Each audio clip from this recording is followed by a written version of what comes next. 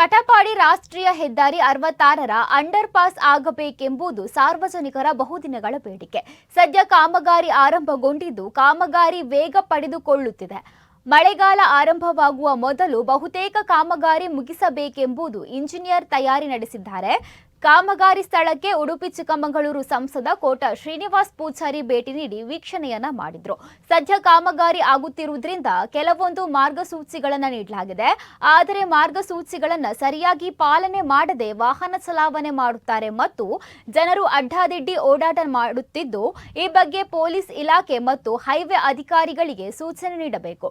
ಕಟಪಾಡಿ ಜಂಕ್ಷನ್ನಿಂದ ಮಂಗಳೂರು ಕಡೆ ಹೋಗುವ ಬಸ್ಸುಗಳನ್ನು ಎಲ್ಲೆಂದರಲ್ಲಿ ನಿಲ್ಲಿಸಿ ಬೇರೆ ವಾಹನಗಳಿಗೆ ತೊಂದರೆ ಕೊಡುತ್ತಿದ್ದಾರೆ ಎಂದು ಗ್ರಾಮಸ್ಥರು ಸಂಸದರ ಗಮನಕ್ಕೆ ತಂದರು.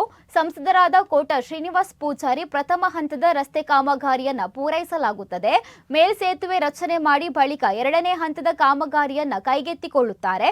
ಆದಷ್ಟು ಬೇಗದಲ್ಲಿ ಕಾಮಗಾರಿಯನ್ನ ಪೂರ್ಣಗೊಳಿಸಲಾಗುತ್ತದೆ ಎಂದರು. ಪಾಸಿನ ಬಗ್ಗೆ ಇವತ್ತು ಕಾಮಗಾರಿಯನ್ನು ಪರಿಶೀಲನೆಯನ್ನು ನಾನು ಮತ್ತು ಮಾನ್ಯ ಶಾಸಕರಾದ ಗುರುಮೇಶ್ ಸುರೇಶ್ ಶೆಟ್ಟರು, ನಮ್ಮೆಲ್ಲ ಪಾರ್ಟಿಯ ಮುಖಂಡರು ಮತ್ತೆಲ್ಲ ಸಾರ್ವಜನಿಕ ಮುಖಂಡರು ಕೂಡ ಇದ್ದೆವು. ಎಲ್ಲರೂ ಒಟ್ಟು ಒಂದಾಗಿ ಪರಿಶೀಲನೆ ಮಾಡಿದೆವು. ಈಗಾಗಲೇ ಪ್ರಥಮ ಹಂತದ ಕಾಮಗಾರಿ ಭಾಳ ಪ್ರಗತಿಯಲ್ಲಿ ಹೋಗ್ತಾ ಇದೆ.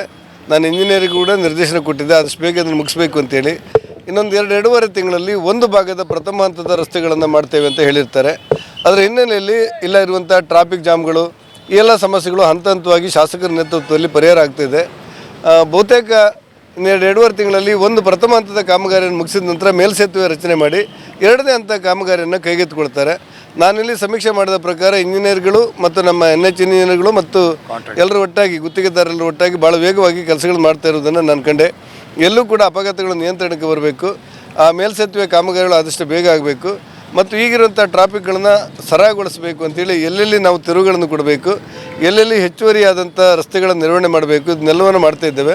ನನಗನ್ಸುತ್ತೆ ಆದಷ್ಟು ಬೇಗ ಇದನ್ನು ಮುಗಿಸ್ತೇವೆ. ನಾವು ಕಟಪಾಡಿ ಅಂಡರ್ ಪಾಸನ್ನು ಬಹು ನಿರೀಕ್ಷೆ ಇರುವಂಥ ಒಂದು ಸ್ಥಳ ಮತ್ತು ಭಾಳ ಟ್ರಾಫಿಕ್ ಇರುವಂಥ ಒಂದು ಸ್ಥಳ. ಮೊನ್ನೆ ಶಾಸಕರು ಇದರ ಜವಾಬ್ದಾರಿಯನ್ನು ದಿನನಿತ್ಯ ಗಮನಿಸ್ತಾ ಇದ್ದಾರೆ. ಆದಷ್ಟು ಬೇಗ ಈ ಕಾಮಗಾರಿಯನ್ನು ಮುಗಿಸೋದು ನಮ್ಮ ಉದ್ದೇಶ.